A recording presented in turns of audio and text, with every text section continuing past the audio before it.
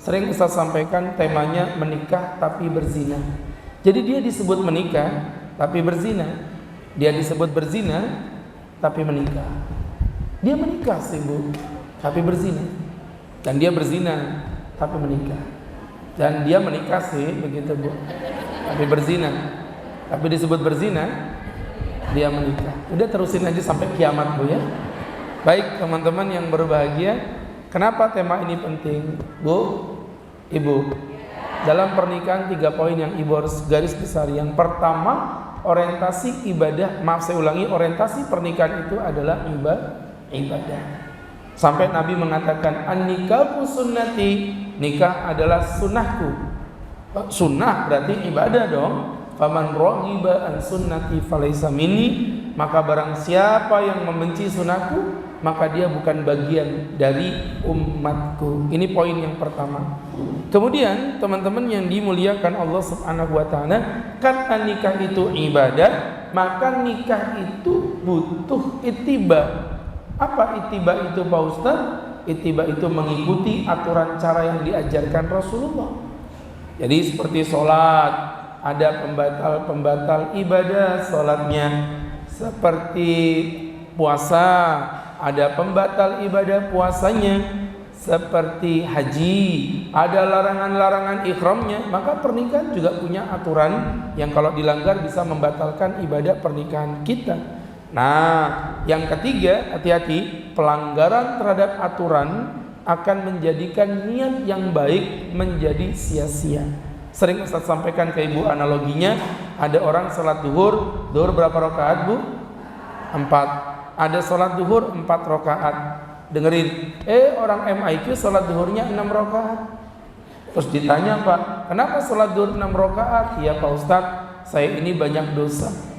Jadi saya lagi mengikuti program akselerasi percepatan taubat. Niatnya baik apa jelek? Ini bisa ngomong gak sih orang-orang ini? Masya Allah. Niatnya baik apa jelek? Caranya benar apa salah? Diterima Allah apa tidak? Itu yang Ustadz maksudkan, bahwa ibadah itu butuh ittiba. Dan tanpa ittiba, walaupun niat ibu baik, saya menikah tujuannya membangun keluarga sakinah, mawadah, warahmah, tapi ternyata ibu gak ngikutin aturannya, bapak gak ngikutin tata caranya, maka niat yang baik tadi pun akhirnya berubah menjadi sia-sia. Maka ada 2 pertanyaan yang selalu saya sampaikan kepada teman-teman yang ingin pernikahannya itu benar-benar nikah yang diakui Allah. Ada 2. Yang pertama, apakah engkau yakin nikahmu sah? Itu dulu 1 poin.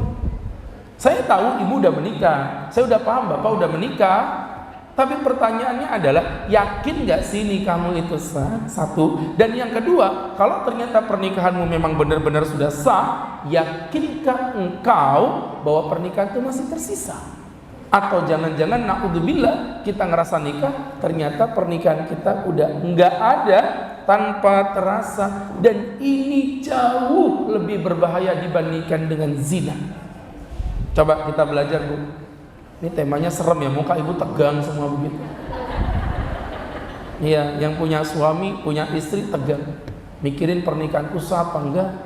Yang belum nikah lebih tegang lagi dia Bu ya. Kayak apa aku mau menikah, udah diancam-ancam sama Pak Ustadz begitu. Ya, cepat-cepat nikah adik-adik, ini yang cewek-cewek, yang cowok-cowok. Syukur-syukur nikahnya sesama warga MIQ. Anaknya nanti siapa? Ahmad. Gelarnya siapa? Ahmad Al-MIQ. Masya Allah.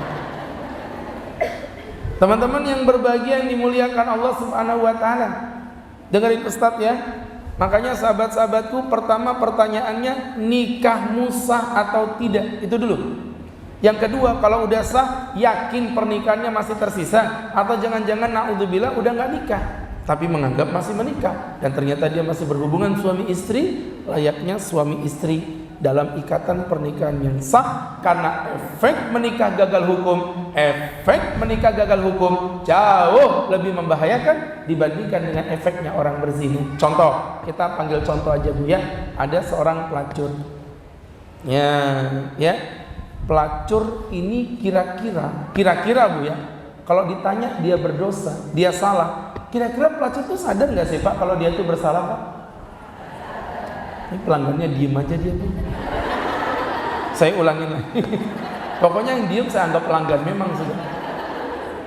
Pelacur ya, yang melacur gitu, itu ketika dia melacur sadar gak si cur ya, kalau si pelacur ini bersalah, kira-kira dia sadar gak itu Bu?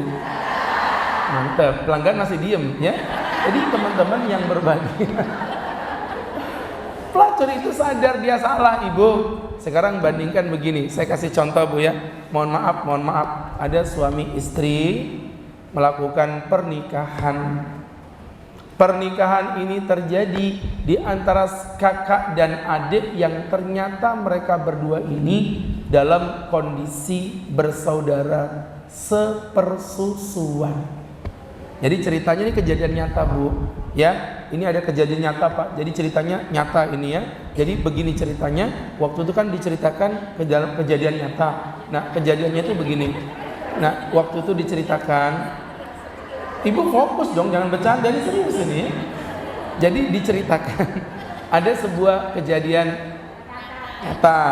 Nah kejadian nyata itu diceritakan begini. Udah dong, astagfirullahaladzim. Kapan selesainya ini?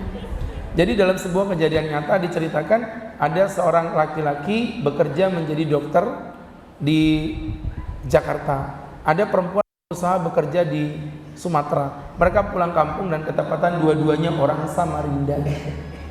Nah, sampai di situ mereka pun jatuh cinta. Ini tetanggaan Bu. Sebagaimana adat berlaku di daerah tersebut, harus sowan kepada kai-kai yang sesepuh-sesepuh kampung yang masih ada. Datang si kai bilang begini, kamu ini anaknya siapa? Anaknya ini kai. Kamu anaknya siapa? Si anaknya ini kai. Kata kai, kamu nggak boleh menikah. Kenapa kai? Kalian berdua ini saudara. Ah, kai bercanda. Ayo kai bercanda. Ya. Kai ngaku bercanda kan?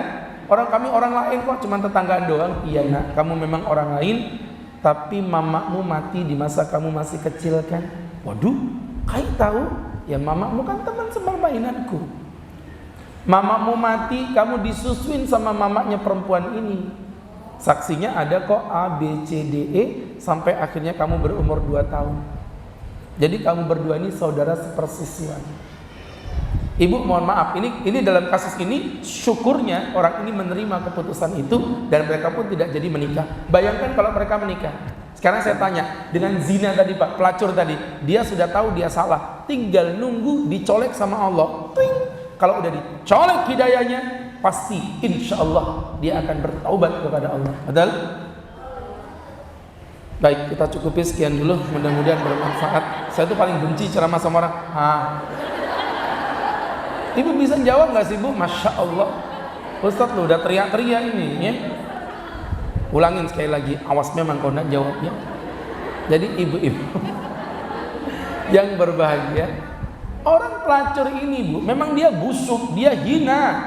Tapi mohon maaf, sebusuk-busuknya pelacur Pak, pelacur ini sadar nggak kalau dia salah? Tinggal dicolek dikit dapat hidayah insya Allah, karena udah sadar salah. Tapi bagaimana ceritanya dengan yang tadi? Andai kata mereka menikah, mana saya berzina, nggak gonta-gonta pasangan, ini istriku, ini suamiku, tapi di mata Allah pernikahannya zong. Padahal di mata Allah itu zina. Lebih parah mana Bu? Yang pelacur atau yang menikah dengan saudara sepersusuan? Itu maksudnya.